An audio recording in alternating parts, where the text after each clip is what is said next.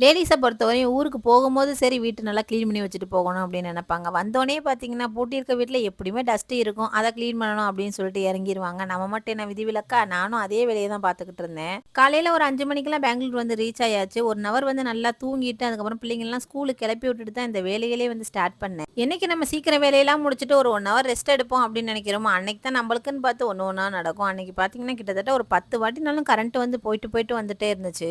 அப்படியே கையோட இட்லி, தோசைக்கு மாவுக்கு அரிசியுமே வந்து ஊற வச்சுட்டேன். இது ஊற வச்சுட்டு ஒரு 4, 5 நாளைக்கு டென்ஷனே இருக்காது. டிஃபன் என்ன பண்ணலாம்? டின்னர் என்ன பண்ணலாம்? அப்படின்னு சொல்லிட்டு இட்லியோ, தோசையோ ஊத்தி ஏதாவது ஒரு சட்னி வச்சு ஓட்டிர்லாம். ஊர்லேருந்து வரும்போது சிக்கன் குழம்பு வந்து கொண்டு வந்திருந்தேன். அதுக்கேத்த மாரி வெள்ள சோறு வச்சா மூஞ்ச மூஞ்ச பார்ப்பாய்ங்க. அதனால குக்கர்ல வந்து நெய் சோறு தாளிச்சு விட்டாச்சு.